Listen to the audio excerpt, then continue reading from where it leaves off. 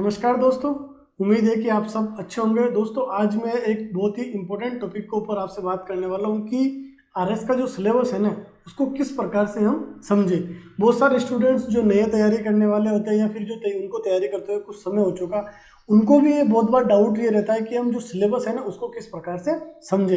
तो सिलेबस से रिलेटेड जितने भी क्वेश्चंस हैं, उनके डाउट्स हैं या फिर जो मतलब कि सिलेबस से लेकर जो भ्रम है, उन सबको मैं आज इस क्लास के अंदर दूर करने का प्रयास करूंगा। तो बेसिकली इस क्लास के अंदर मैं 4 या 5 चीज़ें डिस्कस करने वाला हूं जो आपके सिलेबस से रिलेटेड है, ताकि आपको जो आरएस का जो सिलेबस है, चाहे प्री का हो मेंस का हो, दोनों को आप अच्छी तरीके से समझ सके। इसमें सबसे पहली चीज़ मैं डिस्कस करूंगा कि जो सिलेबस है ना वो हमारे लिए महत्वपूर्ण क्यों है, क्यों इतना इम्पोर्टेंट है सिलेबस। देखो आज की इस क्लास में हम क्या डिस्कस करने वाला है, ये जो आरएस का जो सिलेबस है, सिलेबस को कैसे समझे,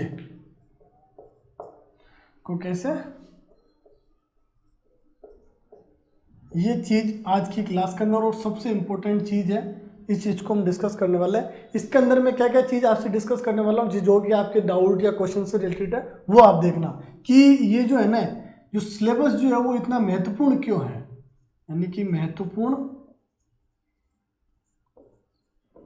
महत्वपूर्ण क्यों है। दूसरा, इसके अंदर क्वेश्चंस होता है बहुत बार स्टूडेंट्स को कि क्या हमें सिलेबस याद होना चाहिए, क्या सिलेबस एकदम हमें टू द पॉइंट हमारे को याद रखना चाहिए, नहीं रखना चाहिए। ये चीज़ कि भाई याद होना चाहिए या नहीं होना चाहिए, इससे रिलेटेड क्वेश्चन, ठीक है ना। तीसरा क्वेश्चन जो है वो भी आपके लिए इम्पोर्टेंट है कि क्या हमारा प्री और मेंस का सिलेबस जो है वो अलग अलग होता है या सेम ही है। प्री, देखो शॉर्ट फॉर्म में लिख रहा हूँ, प्री और मेंस का जो सिलेबस है वो सिलेबस अलग अलग है या नहीं है, इस चीज को डिस्कस करेंगे। तीसरा, इसी से रिलेटेड क्वेश्चन है कि क्या हमें प्री और मेंस का जो सिलेबस है ना वो एक साथ तैयार करना चाहिए या नहीं करना चाहिए। प्री प्लस मेंस का जो सिलेबस है ना वो एक साथ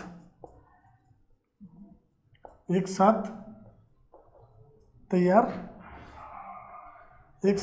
करना चाहिए या फिर नहीं करना चाहिए। क्या करना चाहिए, अगर एक साथ तैयार करना चाहिए तो क्यों करना चाहिए, एक साथ तैयार नहीं करना चाहिए तो क्यों नहीं करना चाहिए। उससे रिलेटेड जो डाउट या क्वेश्चन है या फिर इससे रिलेटेड क्या स्ट्रेटजी होनी चाहिए कि हम प्री और मेंस का जो सिलेबस है वो एक साथ तैयार कर सके। इसमें क्या डिस्कस करेंगे कि प्री और मेंस का सिलेबस अलग अलग है या नहीं है। अगर अलग अलग है तो कौन कौन से सब्जेक्ट्स अलग है, और अगर एक है प्री और मेंस के कोई कॉमन सब्जेक्ट है तो वो कौन कौन से हैं, वो चीज़ें इस चीज़ के अंदर हम डिस्कस करेंगे। इसके बाद में जो सबसे इम्पोर्टेंट चीज़ आने वाली है वो ये है कि जो प्रीवियस ईयर के क्वेश्चंस पेपर और हमारा जो सिलेबस होता है ना उसको कैसे हम एनालिसिस करें, उसका कैसे विश्लेषण करें, ताकि हमें ये पता चल सके कि हमारे सिलेबस का कौन सा पार्ट हमारे लिए इम्पोर्टेंट है या फिर ज़्यादा महत्व का है।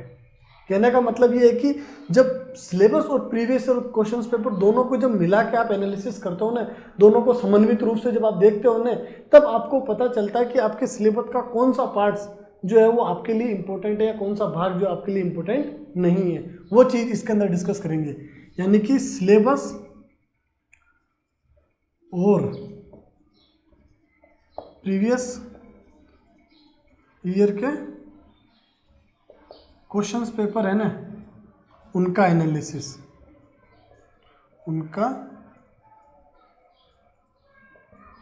ये कह लो या फिर विश्लेषण को लो। और लास्ट में सबसे इंपॉर्टेंट चीज डिस्कस करने वाले हैं कि सिलेबस में आपके चाहे प्री का हो या मेंस को, उसमें जितने भी जो सब्जेक्ट्स दे रखे हैं ना, उन सब्जेक्ट्स का जो सिलेबस है ना उनमें कौन कौन से टॉपिक आते हैं, कौन कौन से टॉपिक नहीं आते हैं। यानी कि सबसे इंपॉर्टेंट वही चीज़ है कि आपके सिलेबस में जो लिखा हुआ है ना वो कितने टॉपिक कवर करता है। आपको एक एग्जाम्पल देता हूँ मैं, देखिए कि हिस्ट्री का सिलेबस के अंदर आपके लिखा हुआ है कि राष्ट्रीय आंदोलन के विभिन्न चरण, उसकी विभिन्न धाराएं, प्रमुख योगदानकर्ता जो है ना, ये आपके एक सिलेबस की लाइन लिखी हुई, और देश के भिन्न भिन्न भागों में उसमें योगदान देने वाले व्यक्ति।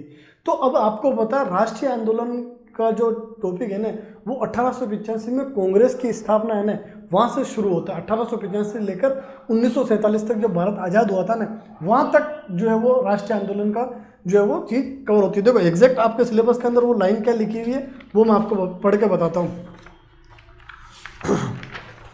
जो लाइन है वो ये है, भारत का राष्ट्रीय आंदोलन, इसके विभिन्न चरण एवं धाराएं प्रमुख योगदानकर्ता और देश के भिन्न भिन्न भागों से योगदान।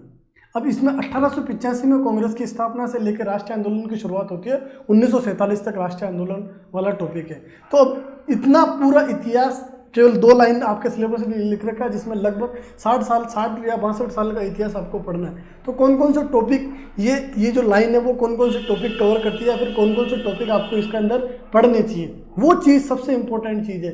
तभी तो आप समझ पाओगे कि भाई ये सिलेबस जो कहना चाह रहा है ना उसका क्या मीनिंग है, क्या मतलब है। तो इसमें देखो कांग्रेस की स्थापना, वो जब आएगा ना उस समय मैं आपको डिटेल से डिस्कस करता चलूँगा कि कांग्रेस की स्थापना, फिर उदारवादी, फिर उग्रवादी, फिर बंगाल विभाजन, स्वदेशी आंदोलन, फिर क्रांतिकारी जो है वो क्रांतिकारी आंदोलन। इस प्रकार से जो ये पूरा सिलेबस कौन कौन से टॉपिक को कवर करता है वो चीज़ इसके अंदर हम समझेंगे। तो लास्ट में क्या चीज़ है, सिलेबस को समझना, सिलेबस को समझना या फिर उसका विश्लेषण करना, ये कह लो या फिर एनालिसिस कह लो, कुछ भी कह लो आप, ठीक है ना। जो सबसे इंपॉर्टेंट ये चीज़ है कि भाई आपका हिस्ट्री का सब्जेक्ट है, हिस्ट्री सब्जेक्ट में कौन कौन से टॉपिक आपके सिलेबस के अंदर आते हैं और कौन कौन से टॉपिक आपके सिलेबस में नहीं आते। पॉलिटी जो सब्जेक्ट है उसमें कौन कौन से टॉपिक आपके लिए आते हैं, कौन कौन से टॉपिक आपके नहीं आते आरएस के अंदर। ज्योग्राफी के अंदर कौन सा टॉपिक है, साइंस एंड टेक्नोलॉजी के अंदर कौन सा टॉपिक है, वो सारी चीज़ें हम लास्ट में देखेंगे। और हर सब्जेक्ट का सिलेबस का जो है वो मैं डिटेल के अंदर आपको टॉपिक बाकायदा लिखवाता चलूँगा कि भाई जैसे आपके एंशिएंट हिस्ट्री यानी प्राचीन भारत है, मध्यकालीन भारत है और आधुनिक भारत है, उनमें कौन कौन से टॉपिक आपको पढ़ने चाहिए, ये चीज़ भी मैं लास्ट के अंदर डिस्कस करने वाला हूँ। तो सबसे पहली चीज़ ये कि भाई आपका जो सिलेबस है वो इतना महत्वपूर्ण क्यों है। अगर आपको ये चीज़ पता है तो आपको एक एग्जाम्पल के तौर से इस चीज़ को मैं समझाना चाहूँगा। सबसे पहले कि भाई देखो कोई सा भी कंपटीशन एग्जाम होता है ना, उसका एक निश्चित सिलेबस होता है और ये आयोग जो द्वारा जो सिलेबस जारी किया था, जिसका केवल एक ही मतलब होता है कि भाई आपका जो परीक्षण होगा ना वो इस दायरे के अंदर आपका परीक्षण किया जाएगा। ये सिलेबस है, इसी के आधार पर आपसे क्वेश्चन पूछा जाएगा और आपकी एबिलिटी का टेस्ट होगा, आपकी जो है वो क्षमता का टेस्ट होगा कि भाई आप क्वालिफाई कर सकते हो नहीं कर सकते। यानी कि हर एक एग्जाम, कोई भी कॉम्पिटिशन एग्जाम हो, उसका एक निश्चित सिलेबस होता है, उसी के आधार पर आपका जो है वो टेस्ट या परीक्षण किया जाता है। अब ये महत्वपूर्ण इसलिए है कि 2019 के अंदर आपने आरएस मेंस का एग्जाम हुए होंगे, उसका फर्स्ट पेपर आप उठाइए। फर्स्ट पेपर में वर्ल्ड हिस्ट्री में एक क्वेश्चन पूछा था, अंतर्राष्ट्रीय राजनीति पर द्वितीय विश्व युद्ध का क्या प्रभाव था। और आप सिलेबस उठाओगे ना, सिलेबस से एज इट इज ऐसा का ऐसा वो क्वेश्चन छप के आपसे पूछ लिया। सिलेबस में आपके पता है वर्ल्ड हिस्ट्री के अंदर क्या लिखा हुआ है, एग्जैक्ट लाइन ये लिखी हुई है कि विश्व युद्धों का प्रभाव। क्या लिखा हुआ आपके सिलेबस में, विश्व युद्धों का प्रभाव। और उसी से रिलेटेड सीधा सीधा आपसे क्वेश्चन पूछ लिया कि भाई अंतर्राष्ट्रीय राजनीति के ऊपर द्वितीय विश्व युद्ध का प्रभाव। अब विश्व युद्ध आपको पता है 2 है, फर्स्ट वर्ल्ड वॉर और सेकेंड वर्ल्ड वॉर। इसलिए सिलेबस आपके लिए सबसे इंपॉर्टेंट चीज़ है। आपको ये पता होना चाहिए कि आपका जो हर जितने भी सिलेबस के अंदर सब्जेक्ट्स हैं ना, उसकी आपको एक बेसिक समझ होनी चाहिए कि भाई कौन कौन से टॉपिक आपके सिलेबस के अंदर आ रहे हैं और नहीं आ रहे। अब ये क्वेश्चंस बहुत बार कि क्या हमें सिलेबस को याद करना चाहिए, तो देखो इस याद करना चाहिए इसका मतलब ये नहीं है कि आप बैठ के सिलेबस को रटने लग जाओ, नहीं। आपके सिलेबस के अंदर कितने सब्जेक्ट्स हैं, उन सब्जेक्ट के कौन कौन से टॉपिक हैं, उनकी आपको एक बेसिक समझ होनी चाहिए कि भाई मेरी हिस्ट्री टॉपिक है, वो हिस्ट्री सब्जेक्ट है तो इसके अंदर कितने टॉपिक है, 8 है, 10 है, 12 है, वो कौन कौन से, वो आपको एक पता होना चाहिए। जब हम ये डिटेल से डिस्कस करेंगे ना हर सब्जेक्ट के कौन कौन से टॉपिक है, उसके बाद में आपका ये जो डाउट है ना ऑटोमेटिक ही दूर हो जाएगा। अच्छा, एक चीज़ मैं आपको ये और कहना चाहूँगा कि देखो आपको ये चीज़ अच्छी लगे या नहीं लगे उससे कोई दिक्कत नहीं है, लेकिन आप इस चीज़ को पूरा सुनो। जब आपको अच्छी लगे तब ही इस चीज़ को फॉलो करना आप, ठीक है ना। वरना आप चाहो तो आप इसको इधर से सुन के इधर से निकाल सकते हो, कोई दिक्कत नहीं है। लेकिन अगर आपको अच्छी लगे ना तो आप इसको जरूर फॉलो करना, ठीक है ना।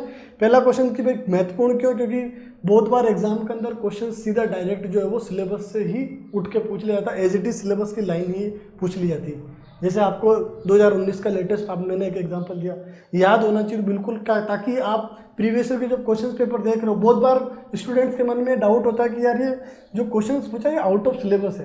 आउट ऑफ सिलेबस नहीं होता, बहुत बार स्टूडेंट्स को पता ही नहीं होता कि आपके सब्जेक्ट्स में जो सिलेबस लिखा हुआ उसमें कौन सा टॉपिक है या कौन सा टॉपिक नहीं है। इसलिए ही सिलेबस सबसे इंपॉर्टेंट चीज़ है। आप प्रीवियस ईयर के क्वेश्चन पेपर और सिलेबस को जब समझ लेते हो ना, आपकी आधी तैयारी हो जाती है, आपको पता चल जाता है कि मुझे क्या करना चाहिए और क्या नहीं करना चाहिए। ये आपके सबसे बड़े गाइड है कंपटीशन एग्जाम्स की तैयारी के अंदर, ठीक है ना। तो ये दोनों जो एक बिल्कुल छोटे और एक बेसिक क्वेश्चंस थे, वो होने के बाद में हम आप बात करते हैं इंपॉर्टेंट क्वेश्चन। ये 1 2 3 4 ये सबसे इंपॉर्टेंट चीज़ें हैं, इनको हम डिस्कस करते हैं। सबसे पहले बात करते हैं कि जो आरएस का प्री और मेंस का जो सिलेबस है ना, वो एक है या अलग अलग है, उसको बात करते हैं। देखो क्लास लंबी होने वाली है, तो आपसे ये रिक्वेस्ट है कि इस चीज़ को पूरा आप सुनिए, केवल सुनिए कि भाई ये जो चीज़ें हैं वो आपके लिए इम्पोर्टेंट है या नहीं है। वो चीज़ प्री प्लस मेंस, मेंस का जो सिलेबस है वो अलग अलग है या नहीं है, ठीक है ना। देखो ये आपका क्वेश्चन है, तो इसके अब देखो मेरी बात सुनो, क्या क्या चीज़ें हो सकती है।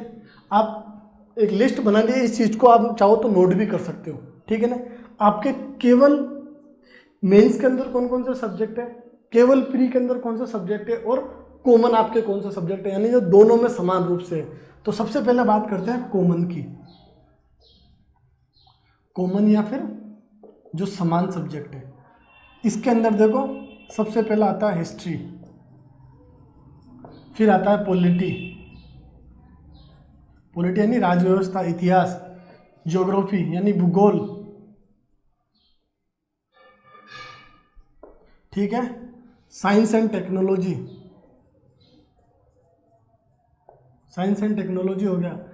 इसके अलावा इकोनॉमिक्स, इकोनॉमिक्स के बाद में ये आपका राजस्थान।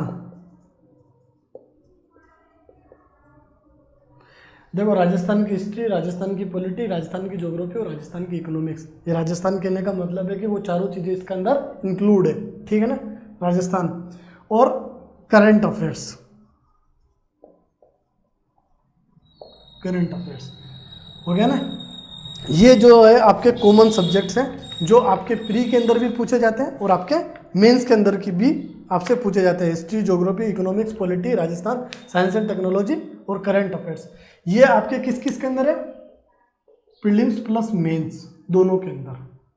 अब बात करते हैं आपके केवल मेंस में, ओनली मेंस, ओनली मेंस यानी केवल जो मुख्य परीक्षा है ना आपकी, उसके अंदर आपके कौन कौन से सब्जेक्ट्स है। आपको पता है आरएस की जो एग्जाम है वो 3 चरणों का अंदर होता है, पहले प्रीलिम्स होता है, फिर मेंस होता है, फिर उसका इंटरव्यू होता है, ठीक है ना। तो मेंस में कौन कौन से सब्जेक्ट्स आपके लिए जुड़ जाते हैं आपके सिलेबस में, वो बात करने वाले हैं। Paper first according to paper आपके पता है मेंस के अंदर 4 पेपर है, पेपर के अकॉर्डिंग ही चलते हैं ताकि आपको समझने में आसानी होगी। पेपर फर्स्ट में बात करते हैं तो वर्ल्ड हिस्ट्री इसके अंदर जुड़ जाता है। कौन सी, वर्ल्ड हिस्ट्री, ठीक है ना। देखो मैं शॉर्ट फॉर्म में लिख रहा हूँ ताकि जल्दी से जो चीज़ें आपको समझ में आ जाए। वर्ल्ड हिस्ट्री, फिर पेपर थर्ड का जो यूनिट थर्ड है जिसके अंदर सोशियोलॉजी, मैनेजमेंट और अकाउंटिंग एंड ऑडिटिंग, यानी सोशियोलॉजी, ठीक है, ये मैनेजमेंट और accounting and auditing, accounting auditing, ये है आपके फर्स्ट पेपर में। अब बात करते हैं आपके सेकंड पेपर में। सेकंड पेपर में आपके जुड़ जाती है इथिक्स यानी नीति शास्त्र, इथिक्स। उसके बाद में साइंस और ज्योग्राफी तो आपके प्रीलिम्स और मेंस में भी है, ठीक है ना। देखो ये इसका मतलब ये नहीं है कि जो साइंस ये प्रीलिम्स और मेंस के अंदर जो ये कॉमन सब्जेक्ट है उनका सिलेबस सेम है, नहीं। हो सकता है कि कुछ टॉपिक प्री में हो, कुछ टॉपिक मेंस में नहीं हो, कुछ टॉपिक मेंस में हो वो प्रीलिम्स में नहीं हो, उनकी बात हम करेंगे। जो अगला क्वेश्चन है ना हमारा कि प्री और मेंस का सिलेबस हमें एक साथ तैयार करना चाहिए नहीं करना चाहिए, उस समय अभी केवल मैं ये चीज़ डिस्कस कर रहा हूँ ताकि आपको एक बेसिक समझ हो सके सिलेबस की, ठीक है ना, वो चीज़ें। इथिक्स, बाकी जो साइंस और ज्योग्राफी तो आपके उसके अंदर है। अब बात करते हैं पेपर थर्ड की। पेपर थर्ड में यूनिट फर्स्ट के अंदर है पॉलिटी, IR और करंट अफेयर्स। तो करंट अफेयर्स और पॉलिटी तो है, लेकिन IR यानी जो अंतर्राष्ट्रीय संबंध है, इंटरनेशनल रिलेशन है, वो आपके लिए नया। यूनिट सेकंड लोक प्रशासन यानी पब्लिक एडमिनिस्ट्रेशन।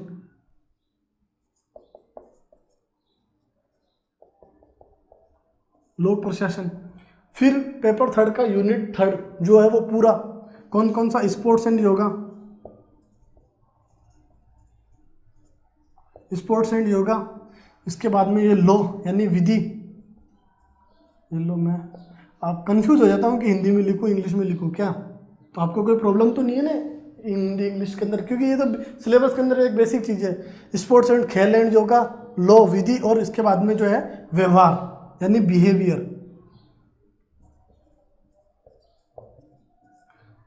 बिहेवियर ये आपके पेपर थर्ड का बात है। अब उसके बाद में पेपर फोर्थ में आता है हिंदी और इंग्लिश, हिंदी एंड इंग्लिश, ठीक है ना।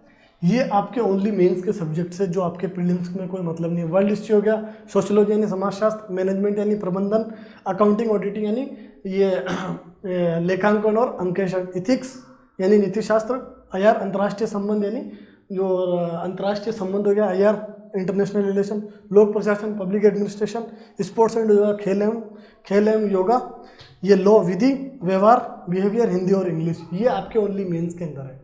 अब बात आती है कि ओनली प्रीलिम्स के अंदर आपके कौन से सब्जेक्ट्स जो है वो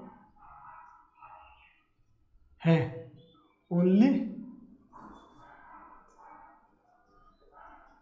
प्रीलिम्स यानी केवल प्री एग्जाम के अंदर जो है वो केवल आपका मैथ्स प्लस जो है वो रीजनिंग, ये केवल आपके प्रीलिम्स के लेवल पर अलग है। तो ये तो बिल्कुल एक अलग ही सब्जेक्ट हो जाता है, तो इसकी तो बात ज़्यादा करने की आवश्यकता है नहीं, क्योंकि 15 से 17-18 नंबर के क्वेश्चंस इससे आते हैं, 15 से 17-18 नंबर के क्वेश्चन इससे आते हैं, तो इसकी बात हम करेंगे। लेकिन हम बात करेंगे अभी GS की। तो ये है आपके प्रीलिम्स और मेंस का सिलेबस। क्या अलग अलग है? तो अलग अलग है भी सरी और नहीं भी सरी, इसके दो उत्तर है।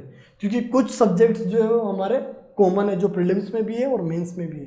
कुछ सब्जेक्ट्स हमारे ओनली मेंस में है, कुछ सब्जेक्ट्स हमारे केवल प्रीलिम्स में है, जिसमें मैथ्स रीजनिंग है। हाँ, हालांकि उसका इतना वेटेज नहीं है, लेकिन फिर भी सिलेबस का प्रीलिम्स में उसका पार्ट जरूर है। तो ये इस क्वेश्चन का आपका डाउट हो गया। अब बात आती है इसी से रिलेटेड है वो क्वेश्चन कि प्रीलिम्स और मेंस का जो सिलेबस है ना, वो हमें क्या एक साथ तैयार करना चाहिए, नहीं करना चाहिए। देखो, प्रीलिम्स और मेंस का जो सिलेबस है वो एक साथ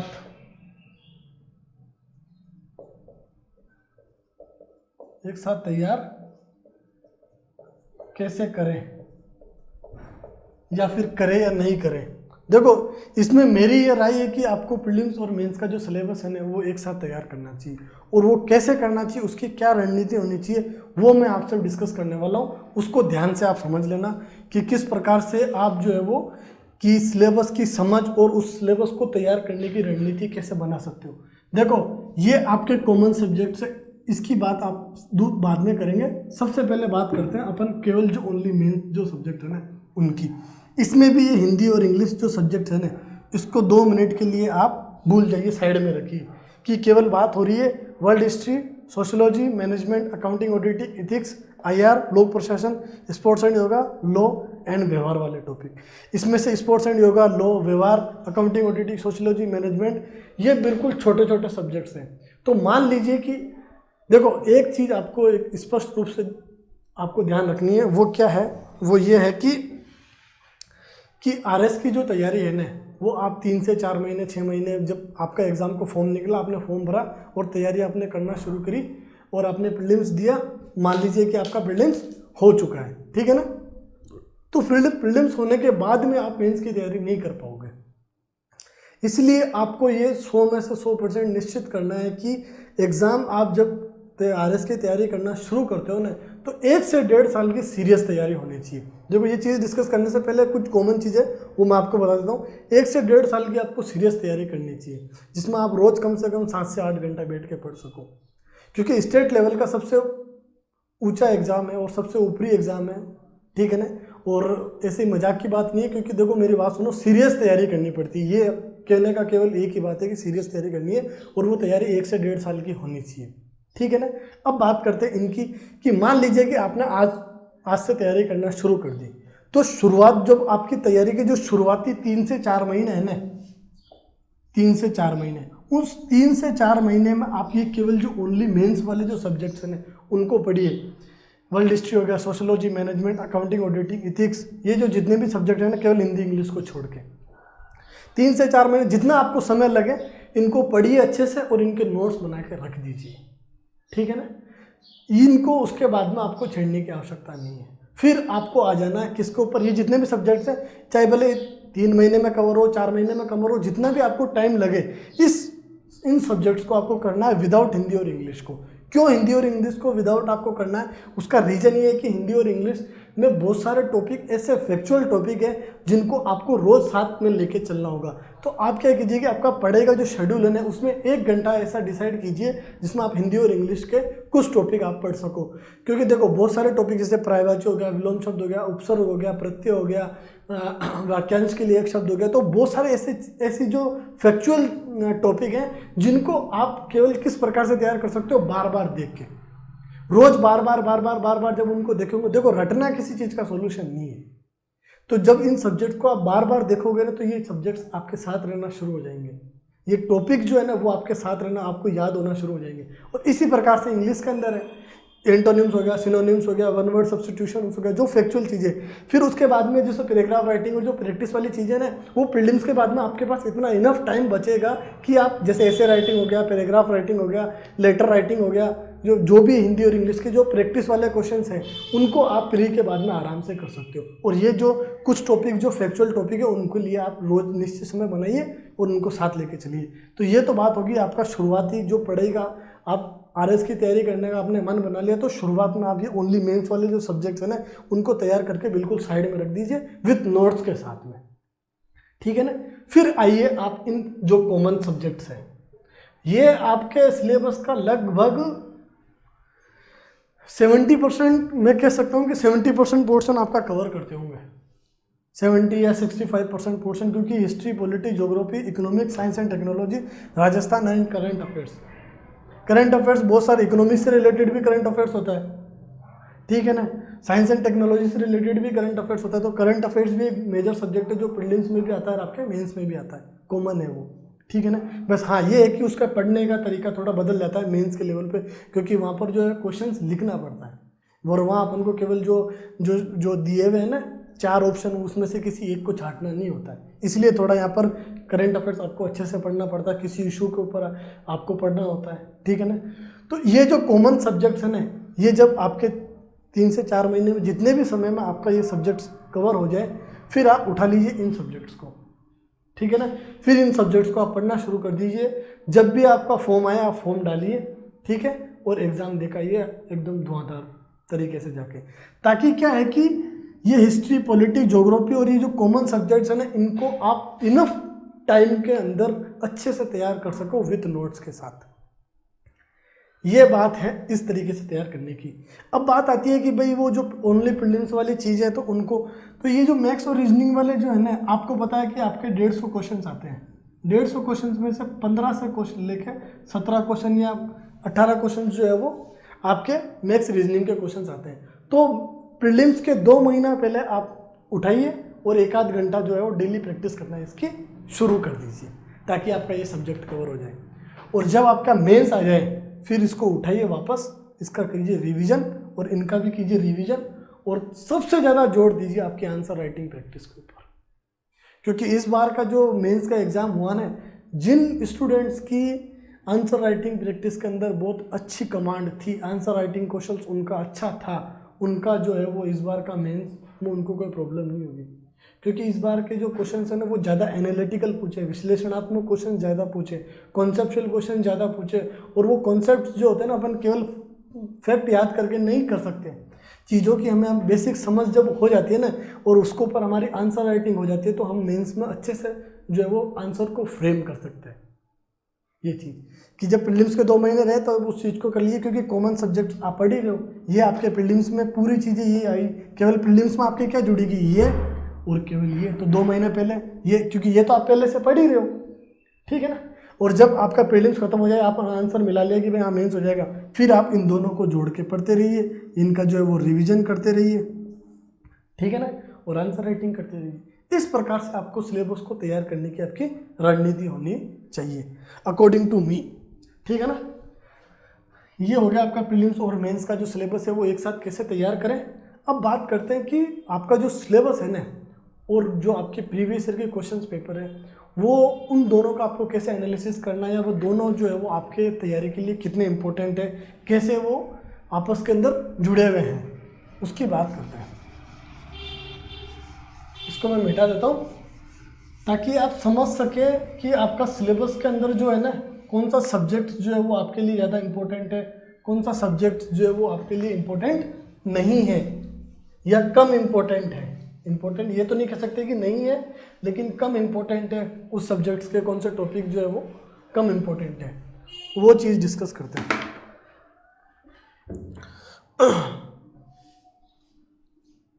सिलेबस और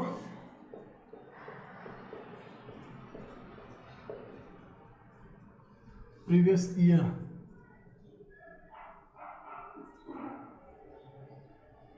क्वेश्चंस पेपर।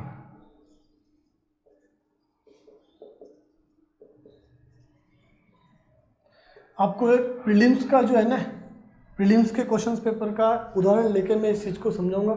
आपको पता है कि आपके प्रीलिम्स के अंदर 150 क्वेश्चंस आते हैं। 150 क्वेश्चंस में आप देखो, प्रीलिम्स में आपके हिस्ट्री भी है, पॉलिटी भी है, ज्योग्राफी भी है, इकोनॉमिक्स भी है, ठीक है ना, ठीक है ना। तो आप एक सब्जेक्ट का उदाहरण ले लेते हैं अपन, मान लीजिए हिस्ट्री का। मान लीजिए आपके हिस्ट्री के अंदर जो है वो 18 क्वेश्चंस आते हैं या 15 क्वेश्चन का एक एग्जांपल लेके करते हैं। एग्जांपल लेके कह रहा हूँ, एग्जैक्ट कितने क्वेश्चंस आ रहे हैं उसकी बात नहीं कर रहा हूँ, कि कैसे आपको प्रीवियस ईयर के क्वेश्चन पेपर और आपके सिलेबस का जो है वो एनालिसिस करना है। 15 क्वेश्चंस आते हैं आपके हिस्ट्री टॉपिक से। अब इस 15 क्वेश्चंस को आप उठाइए और देखिए कि 15 में से कितने क्वेश्चन जो है वो आपके प्राचीन भारत से यानी एंशिएंट हिस्ट्री से आ रहे हैं, 15 में से कितने क्वेश्चंस आपके मिडावल हिस्ट्री यानी मध्यकालीन भारत से आ रहे हैं, और 15 क्वेश्चंस में से कितने आपके मॉडर्न हिस्ट्री यानी आधुनिक भारत से आ रहे हैं। इसका डिवाइडेशन आप 3 पार्ट में कीजिए, कितना प्राचीन भारत से आ रहा है, कितना मध्यकालीन भारत से आ रहा है और कितना आधुनिक भारत से आ रहा है क्वेश्चंस आ रहे हैं, ठीक है ना। ये चीज़ जब आप एनालिसिस कर लोगे ना, तब आपको स्पष्ट रूप से पता चल जाएगा कि हिस्ट्री में भी आपके लिए कौन सा पार्ट जो है, हिस्ट्री का कौन सा भाग जो है वो आपके लिए ज़्यादा महत्वपूर्ण है। आप पाओगे कि लगभग 7 से 8 क्वेश्चन जो है वो इससे आएंगे, लगभग 3 से 4 क्वेश्चन इससे आएंगे, और या 4 से 5 क्वेश्चन इसमें। मान लीजिए कि 4 क्वेश्चन इससे, 3 क्वेश्चन इससे, 7 इससे और 8 क्वेश्चन जो है वो इससे आ रहे हैं। तो आपको स्पष्ट तौर पे पता चल गया कि आपका जो है आधुनिक भारत वाला जो पोर्शन है ना वो आपके लिए इम्पोर्टेंट है। इतिहास के अंदर आपके लिए आधुनिक भारत वाला पोर्शन है। इसके बाद में भी एनालिसिस करने का मतलब पता क्या होता है? एनालिसिस करने का मतलब यही होता है कि किसी भी सब्जेक्ट्स के तह तक जाना, यानी उसके एक एक चीज़ को स्पष्ट तौर पे देखना, ताकि आप समझ सको, निष्कर्ष निकाल सको कि हमारे लिए क्या ज़रूरी है और क्या ज़रूरी नहीं है। इसके आगे भी आप जो है एनालिसिस कर सकते हो। कैसे? वो देखिए, ऐसे आधुनिक भारत के आपके 8 क्वेश्चन आ रहे हैं, ठीक है ना। प्राचीन भारत के जो है वो आपके 4 क्वेश्चन आ रहे हैं, और मध्यकालीन भारत के जो है वो आपके 3 क्वेश्चन आ रहे हैं। तो ये जो 8 क्वेश्चन आ रहे हैं ना, इन 8 क्वेश्चन को आप फिर देखिए कि आधुनिक भारत के कौन से टॉपिक से ये क्वेश्चन लगातार पूछ रहे। जो पिछले ईयर के क्वेश्चन पेपर आप उठाइए, 4 या 5 साल के, 2013 के, 16 के, जो 18 का जो आरएस का मेंस का प्रीलिम्स हुआ था वो उसके, तो उनको उठाइए और देखिए कि मॉडर्न हिस्ट्री के भी कौन से टॉपिक राष्ट्रीय आंदोलन से ज़्यादा आ रहे हैं, राष्ट्रीय आंदोलन से ज़्यादा आ रहे हैं। जो सामाजिक धार्मिक सुधार आंदोलन है उनसे ज़्यादा क्वेश्चन आ रहे हैं। 1857 की जो क्रांति है उससे ज़्यादा क्वेश्चन आ रहे हैं। या फिर जो है वो अंग्रेजों की आर्थिक नीतियाँ, उनका क्या प्रभाव, जैसे ईसाई बंदोबस्त, कृषि का वाणिज्यीकरण, धन जो निष्कासन का सिद्धांत है, उनसे क्वेश्चन ज़्यादा आ रहे हैं। तो जब आप ये देख लोगे ना कि भाई राष्ट्रीय आंदोलन से क्वेश्चन ज़्यादा आ रहे हैं, या फिर सामाजिक धार्मिक सुधार आंदोलन जिसमें राजा राम मोहन राय, विवेकानंद, दयानंद सरस्वती, जितने भी जो समाज सुधारक थे वो थे इसके अंदर, उस वाले टॉपिक से ज़्यादा क्वेश्चन आ रहे हैं। तो आप पर्टिकुलरली किसी टॉपिक के लेवल पे जाके भी आप ये विश्लेषण कर पाओगे या एनालिसिस कर पाओगे कि आपके लिए ये टॉपिक इम्पोर्टेंट है या नहीं। ये चीज़ आपको करनी है इस प्रकार से कि सिलेबस को उठाइए और प्रीवियस ईयर के क्वेश्चन को पेपर को उठाइए। ये आप कब करिए, जब इसके बाद वाला जो टॉपिक है ना कि सिलेबस का आपका जो हिस्ट्री का सिलेबस है, पॉलिटी का सिलेबस है, इकोनॉमिक्स का सिलेबस है, उसमें कौन कौन से टॉपिक आ रहे हैं वो टॉपिक में सारे आपको लिखवा देता हूँ। उसके बाद में आप जो है प्रीवियस ईयर के क्वेश्चन पेपर उठाइए और इसका एनालिसिस कीजिए और बाकायदा लिस्ट बनाइए इस चीज़ की कि भाई जो राष्ट्रीय आंदोलन है, राष्ट्रीय आंदोलन से इससे 2013 में कितने क्वेश्चन आए, 2016 में जो आरएस का एग्जाम हुआ तब कितने क्वेश्चन आए, 2018 में जो आरएस प्री का क्वेश्चन एग्जाम हुआ उसमें इससे कितने क्वेश्चन आए। तब आप देखोगे कि सामाजिक धार्मिक सुधार आंदोलन है उससे कितने क्वेश्चन आए। टॉपिक के लेवल पे ये है एनालिसिस का रियल तरीका, जिस पे जाके आप समझ सको कि आपके लिए वास्तव में मॉडर्न हिस्ट्री के कौन से टॉपिक इंपॉर्टेंट है। और होता क्या है कि हम पूरी मॉडर्न हिस्ट्री की, भाई हमारे मॉडर्न हिस्ट्री हमारे सिलेबस में है और हम पूरी मॉडर्न हिस्ट्री को रटते रहते हैं उठा के पेज फर्स्ट से लेके पेज लास्ट तक जाके। नहीं, ये है स्मार्ट स्टडी का एक तरीका जिसमें आप चीज़ों को स्पष्ट तौर पे समझ सको कि आपके एग्ज़ाम के लिए रिलेवेंट है या नहीं है। ये चीज़ आपको करनी है। और कब करनी है, जब आपके सिलेबस के मैं सारे टॉपिक लिखवा देता हूँ एक एक सब्जेक्ट्स के, ताकि आपको सिलेबस की एक समझ हो जाए कि हाँ यार ये हिस्ट्री के अंदर मेरा ये सिलेबस है, इसमें ये टॉपिक मुझे पढ़ने हैं। फिर प्रीवियस ईयर का जब आप टॉपिक देख लोगे कि जी भाई राष्ट्रीय आंदोलन का टॉपिक का आपको एक एग्जांपल देता हूँ, कांग्रेस की स्थापना से शुरू होता है, उदारवादी आंदोलन, उग्रवादी आंदोलन, फिर उसके बाद में बंगाल विभाजन, स्वदेशी आंदोलन, क्रांतिकारी आंदोलन, फिर गांधी जी का आगमन और गांधी जी के जो खेड़ा और चंपारण सत्याग्रह और अहमदाबाद मिल मजदूर वाला आंदोलन, फिर उसके बाद में खिलाफत आंदोलन, उससे पहले रोलेट एक्ट और जलियांवाला बाग हत्याकांड वाली घटनाएं। तो ऐसा टॉपिक वाइज जब मैं आपको सारी चीज़ें लिखवा दूँ ना तब आपको पता चल जाएगा। फिर आप क्वेश्चन देखिए कि यार ये रोलेट एक्ट से रिलेटेड था, कि यार ये असहयोग आंदोलन से रिलेटेड था, तो आपको पता चल जाएगा कि भाई ये राष्ट्रीय आंदोलन वाला जो हमारे सिलेबस में टॉपिक है उससे संबंधित है। ये चीज़ ये होता है स्मार्ट स्टडी का एक तरीका कि कैसे बोलते हैं ना कि भाई आज के टाइम में स्मार्ट स्टडी करो, स्मार्ट स्टडी करो, लेकिन बताता कोई नहीं कि भाई किस तरीके से स्मार्ट स्टडी करें। तो स्टूडेंट कंफ्यूज रहता है बहुत बार। बोलते बहुत सारे लोग बोलते हैं नोट्स बनाने चाहिए, नोट्स बनाने चाहिए। कभी मुझे टाइम मिलेगा ना तो एक्चुअल में मैं आपको नोट्स किस प्रकार से बनाने चाहिए वो मैं आपको बताऊँगा। और प्रीलिम्स के लिए कभी नोट्स बनाने की आवश्यकता नहीं है, मेंस के लिए आप नोट्स बनाइए, की पॉइंट्स के नोट्स बनाइए, ताकि उस एक की पॉइंट्स के बारे में आप 2 या 3 लाइन लिख सकें। वो की पॉइंट्स बनाइए, क्योंकि आप ये किताब है और उसको किताब में से कुछ चीज़ें इंपॉर्टेंट आपको लगी इधर से उठा के उधर छापना नहीं है आपको। ये आपके लिए टाइम वेस्टिंग है। नोट्स आप तभी बनाइए जब आप कुछ सब्जेक्ट्स को 2 या 3 बार अच्छे से पढ़ लो, उस सब्जेक्ट के ऊपर आपकी अच्छे से समझ, किसी टॉपिक के ऊपर आपकी अच्छे से समझ विकसित हो जाए, फिर आपको उस चीज़ में क्या इंपॉर्टेंट है क्या इंपॉर्टेंट नहीं है उसका पता चलता है। और होता क्या है कि फर्स्ट रीडिंग कर रहे हैं, उस फर्स्ट रीडिंग के अंदर ही हम नोट्स बनाने लग जाते हैं। ये चीज़ मत कीजिए, ऐसी गलती कभी भी मत कीजिए। कभी मुझे टाइम मिलेगा तो मैं कोशिश करूंगा कि नोट्स मेकिंग कैसे होनी चाहिए उसके ऊपर भी मैं बात करूँ। अभी सिलेबस की पूरी चीज़ें मैंने आपको स्पष्ट तौर पे एक एक चीज़ एनालिसिस करके बता दी कि किस तरीके से उन क्वेश्चंस का एनालिसिस करना है, किस तरीके से उनका एनालिसिस आपको फ़ायदेमंद रहेगा। ठीक है ना। अगर आपको वीडियो पसंद आया हो तो वीडियो को लाइक भी करना और हाँ, चैनल को जाते हुए सब्सक्राइब जरूर करना। और साथ में ये जो इतनी इंपॉर्टेंट इन्फॉर्मेशन है अगर आपको पसंद आता है तो आपके दोस्तों को ज़रूर शेयर कीजिए। जो नए आरएस की तैयारी करने वाले हैं उनको भी शेयर कीजिए, ताकि सिलेबस से रिलेटेड जो उनका कन्फ्यूजन है ना वो दूर हो सके। Thank you friends.